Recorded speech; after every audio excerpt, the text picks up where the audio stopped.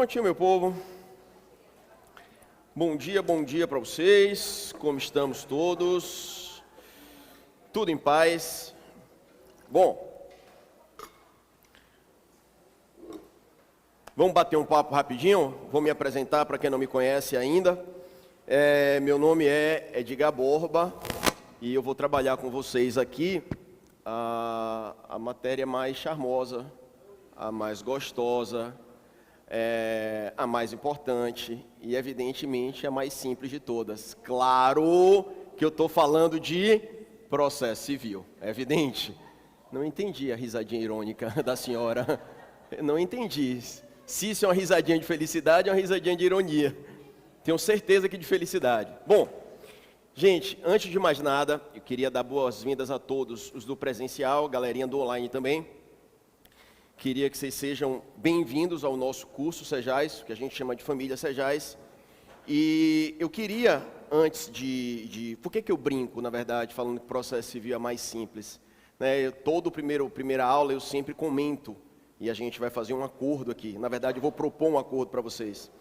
Porque, historicamente, processo civil é uma disciplina que a gente adora na faculdade, né? Processo civil é aquela matéria, vocês levam 5 semestres, metade da faculdade vendo processo civil, não é verdade? E aí você passa uma tarde inteira, um final de semana inteiro debruçado nas grandes obras de processo civil, lendo intervenção de terceiro, denunciação da lei de chamamento ao processo. Aí seu vizinho lhe pergunta, isso é o quê? Você responde o quê? Sei lá. Não é assim que acontece? Pois é. Sabe qual é o grande detalhe? Por que a gente tem... Quem tem ranço de processo civil aqui na faculdade, levanta a mão. Pode levantar a mão. Quem traz? Você que está em casa. Pode levantar. A outra chega, levantou mão, pé. Pois é normal. E é justamente isso que eu quero propor em termos de acordo com vocês. Beleza? Primeira coisa que eu quero que vocês façam confiem no trabalho que eu vou tentar desenvolver, porque eu vou mostrar processo civil de uma maneira diferente. Sabe por que processo civil se torna complexo na época da faculdade? Porque nos é empurrado goela abaixo, com perdão da expressão, para que nós decoremos processo civil. Processo civil decorado você não vai entender, você não vai conseguir desenvolver nunca. E vocês vão perceber, vão verificar, que processo civil é de simples compreensão.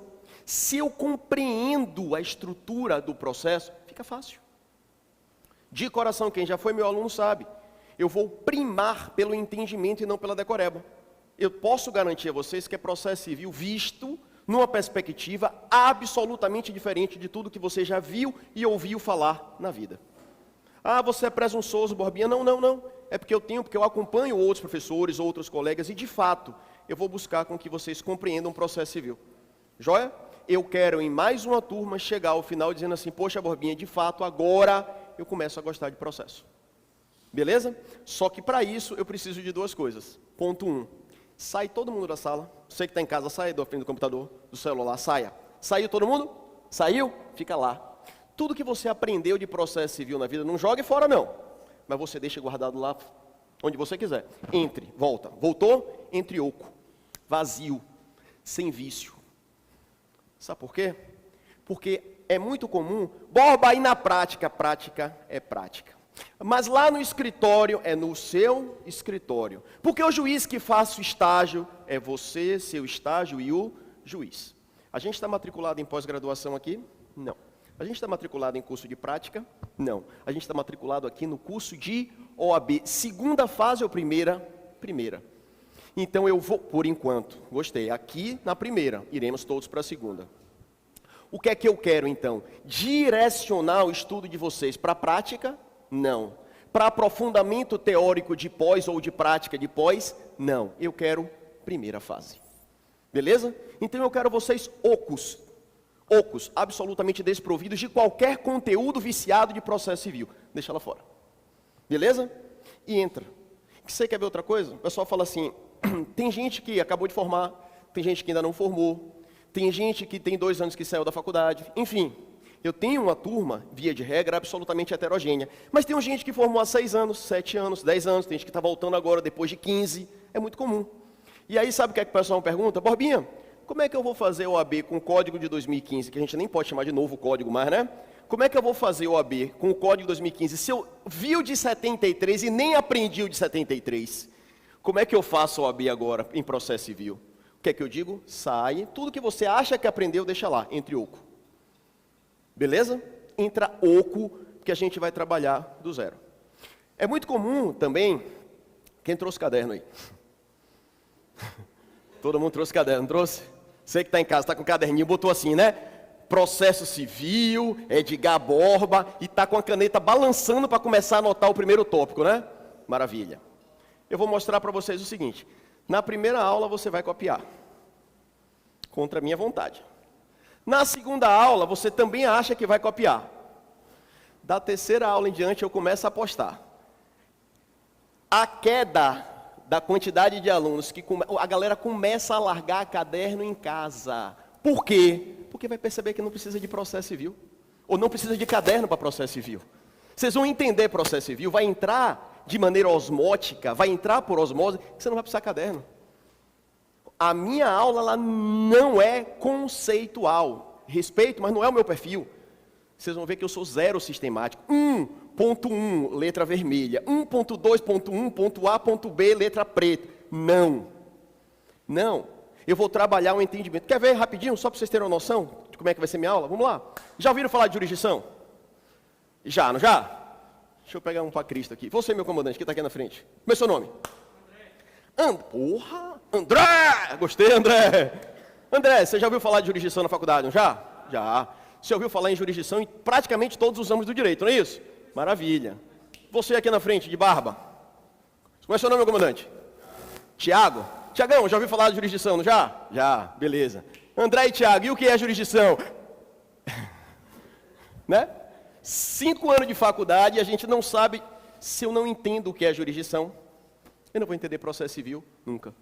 Jurisdição é o primeiro conceito que a gente deveria entender durante a faculdade.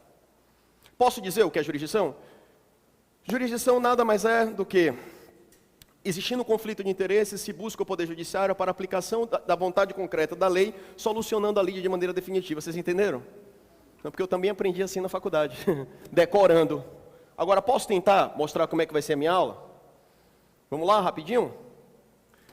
Querem entender o que é jurisdição? Quando eu tenho uma briga com alguém, um conflito de interesses, para eu solucionar o conflito de interesses, é na mão grande? Não. Eu levo para o legislativo? Não. Eu levo para o executivo? Não. Eu levo esse conflito de interesses, essa briga para ser solucionada onde? No Poder Judiciário. E quando eu levo esse conflito de interesses ao Judiciário para ser solucionado, eu quero uma decisão provisória ou eu quero uma solução definitiva do problema? Solução definitiva do problema. Concorda comigo? Trick, tem que dar uma calibrada. Joia? Tem uma solução definitiva do problema. Concordam comigo? Pronto, vocês já entenderam o que é jurisdição. Isso é jurisdição. Posso dizer o que é jurisdição em outras palavras? O que é a jurisdição? É a responsabilidade que o judiciário tem solucionar um conflito de interesses de maneira provisória ou definitiva? Definitiva. Toda vez que eu bato na porta do judiciário pedindo para ele solucionar um conflito e ele faz isso de maneira definitiva, é porque o Estado exerceu a jurisdição. O Estado ali estava praticando a atividade jurisdicional. O que é jurisdição? Toda vez que o Poder Judiciário soluciona um conflito de maneira definitiva. Ponto. A minha pergunta é, você precisa anotar o conceito de jurisdição ou você entendeu o conceito de jurisdição? Pois é. Joia? Essa vai ser a tônica de todas as minhas aulas. Buscar com que você entenda sem a necessidade. Borbinha, mas eu só entendo copiando. Copia até o meu espirro. Atim. Joia? Eu, por exemplo, há um bom tempo atrás, há uns 15 anos atrás, só entendia anotando, copiando. Parei de fazer isso porque eu não entendo minha própria letra. Mas, em verdade, é isso que eu quero. Beleza? Então, esqueça a linearidade, 1, 2, conceito, classificação, requisito, esqueça isso. A gente vai trabalhar o macro. Quando você entende processo civil no seu aspecto contextual geral, quando você entende, você vai ver que fica fácil, e mais do que fácil, super gostoso de estudar. E mais, aqui o foco é a primeira fase, evidentemente. Mas quer ver uma coisa? Quem vai fazer direito do trabalho na segunda fase? Beleza. Cai uma petição inicial requerendo tutela provisória, lá na reclamação trabalhista. Você vai pegar o fundamento da tutela provisória na CLT ou no CPC? Muito obrigado. Quem vai fazer direito administrativo aqui na segunda fase? Beleza, vai cair uma apelação. Você vai buscar os fundamentos da apelação lá nas normas de direito administrativo ou no CPC? Muito obrigado. Quem vai fazer direito tributário aqui? Vai cair o embargos à execução fiscal. Você vai buscar os fundamentos aonde? No CTN ou no CPC? Desculpe, no CPC. Você vai cair direito... Quem vai fazer direito empresarial aqui? Quem vai fazer direito constitucional aqui? Borbinha, direito constitucional não preciso de você para nada. Vai cair um recurso extraordinário. Os requisitos, você vai buscar na Constituição ou no CPC? No CPC. Beleza? Quem vai fazer penal? Penal eu tenho meu código próprio, não preciso de você para nada. Recurso extraordinário. Recurso especial, caiu. Você vai buscar o quê? O fundamento aonde? No CPC. Não tem jeito, é mais importante. Não tem por onde correr. Beleza? Quem vai fazer direito civil na segunda fase? De novo. Quem vai fazer direito civil na segunda fase? Por que vocês não fazem civil na segunda fase, gente? Eu fiz civil na segunda fase. Na época da faculdade, eu fiz no 9º semestre. Quando eu passava pela faculdade, a galera, e aí, Borbinha, operação kamikaze. Mas direito civil não é difícil, não. Não, tem um raciocínio lógico. E as provas não são difíceis. De verdade. As provas não são difíceis. Bom, vamos fazer o seguinte, então. Vamos fazer uns ajustes. Trix, você consegue fazer um pit stop? Eu juro que eu fico paradinho. Só para a gente tentar dar uma calibrada naquela caneta rápido. Stop, parei. Pô, não joga para aquela Trix, essa luz no meu rosto está danada. Aí, pronto. Galerinha, só um minutinho que o Trix vai dar uma calibrada na canetinha ali. Jogo rápido e a gente volta. Então, assim, caderno, então, quem quiser traz, quem quiser usa. Paciência. Espero que... Outra coisa que eu vou pedir encarecidamente a vocês. Veja.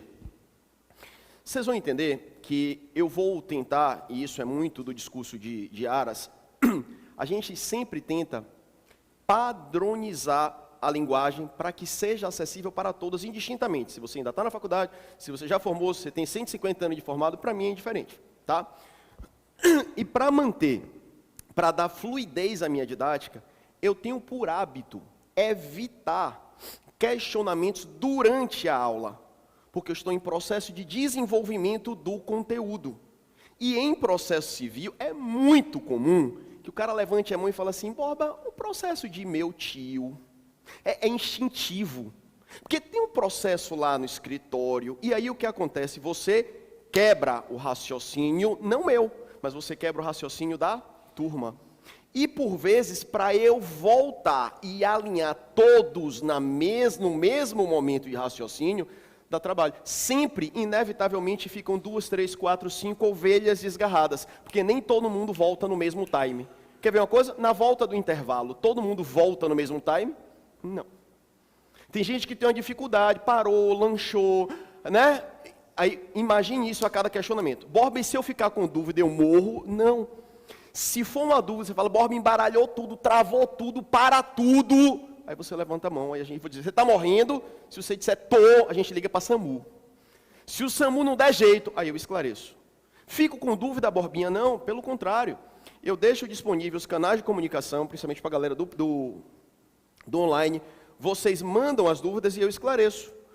E aí para a galera do presencial, quem quiser, ou no intervalo ou ao término da aula, eu estou 100% disponível para vocês. Eu só evito questionamentos durante a aula, porque de fato trava e vai inviabilizando o desenrolar do nosso conteúdo.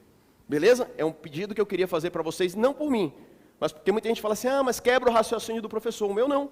Você pode parar 80 vezes. Eu sei onde eu estou, onde eu vou chegar, de onde eu saí, por onde eu vou transitar. O problema é por vocês. Beleza?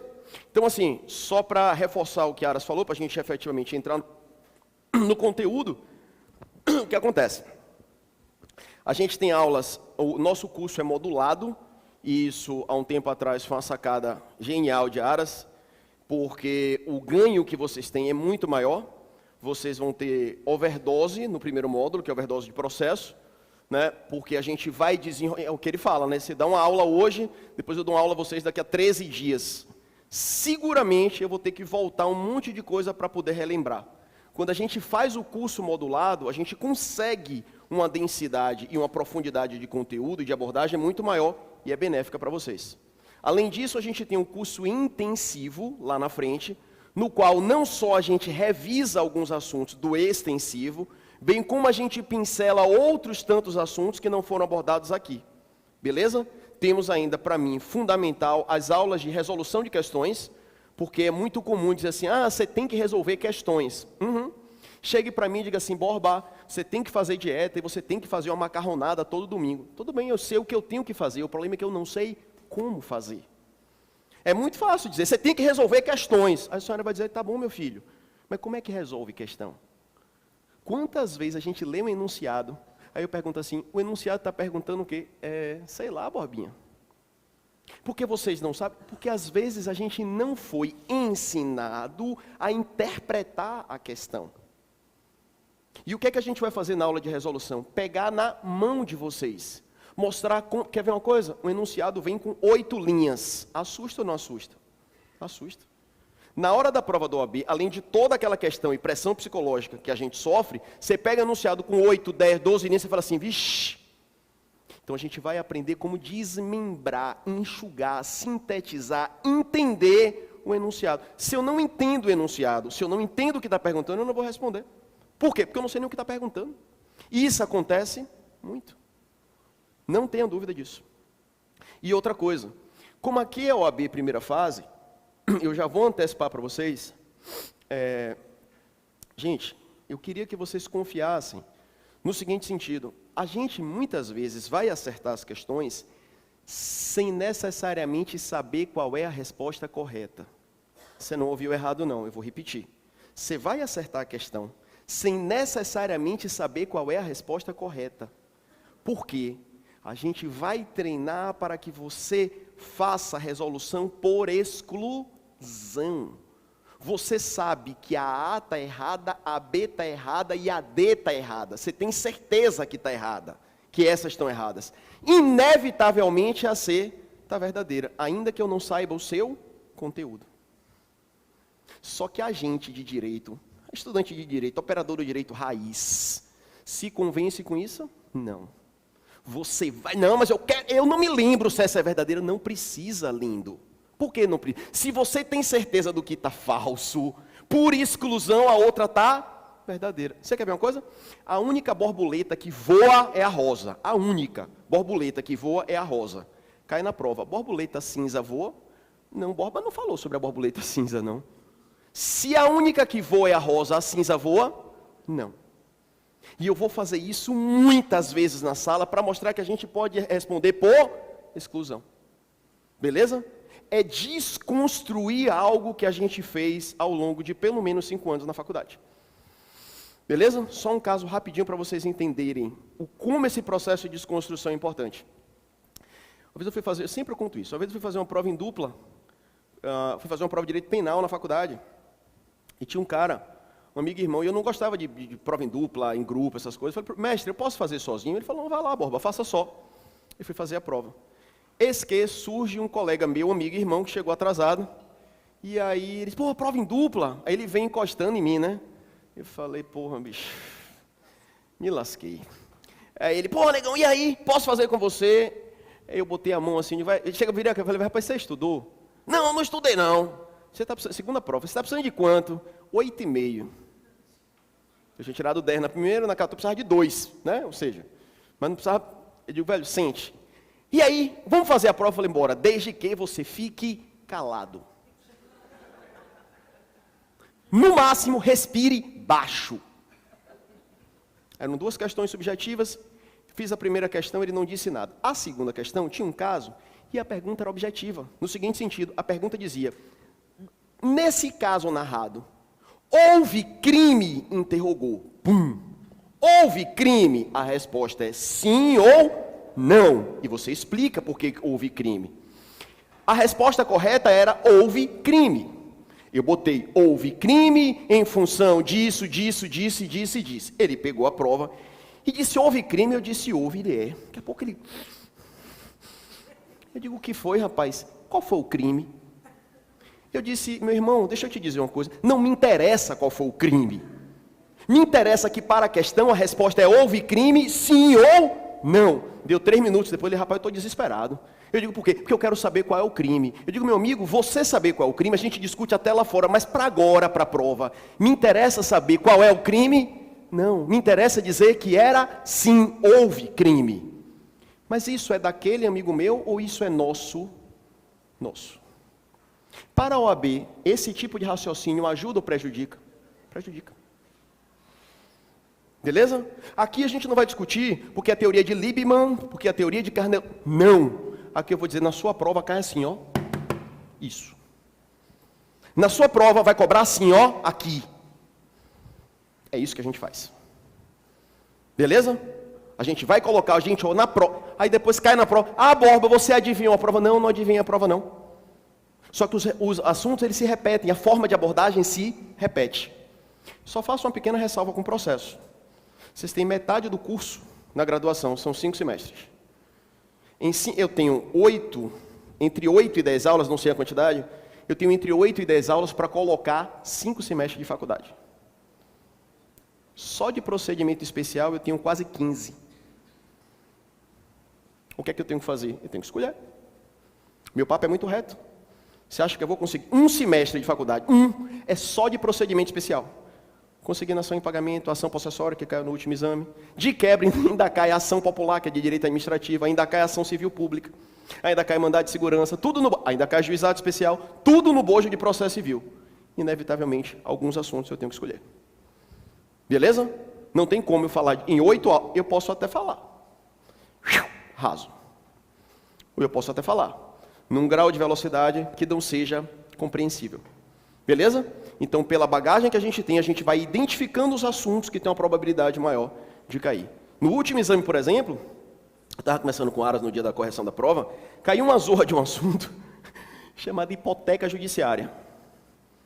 Hipoteca judiciária é um tema que não está contemplado em todos os livros de processo. Tem livros de processo que passam por cima de hipoteca judiciária. Não necessariamente abordam. Então é um tema que dificilmente a gente fala no exame de ordem. Beleza? Historicamente, em todas as provas de processo civil da OAB caiu uma questão de recurso. Tanto que é uma aula que eu bato muito aqui. No último exame ele tirou e não colocou nenhuma de recurso. Beleza? Então assim, a gente tem que lidar com essas... Sempre a nossa queridíssima e famigerada banca escolhe uma disciplina para Cristo. Na última, me escolheram. Beleza? Ainda assim, a gente trabalhou pelo menos das 7, 5 aqui na sala. Show de bola? Vamos que vamos? Todo mundo com a canetinha na mão e papelzinho? Posso começar então? Dito isso...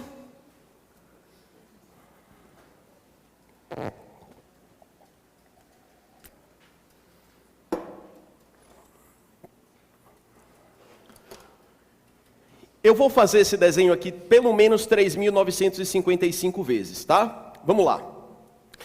Só para a gente relembrar. Quando eu tenho um conflito de interesses, quando eu tenho uma briga com alguém, eu vou levar esse conflito de interesses para o Poder Judiciário. O que é que eu quero do Poder Judiciário diante de um conflito? Que ele solucione de uma maneira definitiva ou provisória? Definitiva. Beleza? Bom... Borbinha, quando é que uma decisão judicial se torna definitiva? Aliás, quando uma decisão judicial se torna definitiva, surge para ela um apelido jurídico. Que apelido jurídico é esse? Coisa julgada. Vocês já ouviram falar de coisa julgada? O que é coisa julgada? Quando uma decisão judicial se tornou definitiva. Borbinha, e quando é que uma decisão judicial se torna definitiva? Quando sobre aquela decisão não cabe mais recurso. Veja, o processo começa através da apresentação da petição inicial, desenrola, tem a prolação da decisão, recurso, uma hora o recurso vai acabar. E quando os recursos se esgotam, não tem mais o que fazer. Quando não se tem mais o que fazer, porque acabaram os recursos, a gente vai dizer que a decisão é definitiva. Por que definitiva? Porque não tem mais nada o que fazer, os recursos foram esgotados. E é justamente quando a decisão se torna definitiva que surge um apelido jurídico. Que apelido jurídico é esse? Coisa julgada. O que é coisa julgada? Coisa julgada nada mais é do que quando uma decisão judicial se torna definitiva por ausência de recursos cabíveis. Não cabe mais recurso, a decisão é definitiva. Tranquilo até aqui? Qual o grande detalhe? Vocês já ouviram falar do mérito do processo, não já? O mérito do processo. Aí a minha pergunta é simples, Tiagão, o que é o mérito do processo? A gente escuta a faculdade inteira, é por isso que eu digo, se a gente não entende processo, se a gente não entende conceitos elementares, e a gente decora e repete, acontece isso. Sabe o que é mérito do processo? O pedido. Você quer ver uma coisa? Processo foi extinto sem resolução do mérito. O juiz analisou o pedido? Não. O processo foi extinto com resolução do mérito. O juiz analisou o pedido? Analisou. O que é que eu quero de vocês então? O que é que significa mérito do processo? O pedido. Quando eu digo que o processo foi extinto com resolução do mérito, é porque o juiz analisou o pedido. Quando o processo foi extinto sem resolução do mérito, é porque o juiz analisou ou não analisou o pedido? Não analisou. O que é que significa mérito? Pedido. Tranquilo?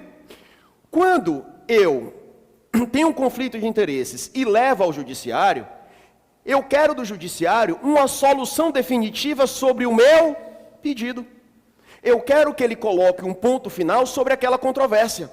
Eu quero que ele diga de maneira definitiva se eu tenho ou não razão. A decisão definitiva, então, quando eu digo que uma decisão se tornou definitiva, é porque o juiz julgou o mérito daquele processo. Beleza? Bora organizar a ideia aqui agora, ó.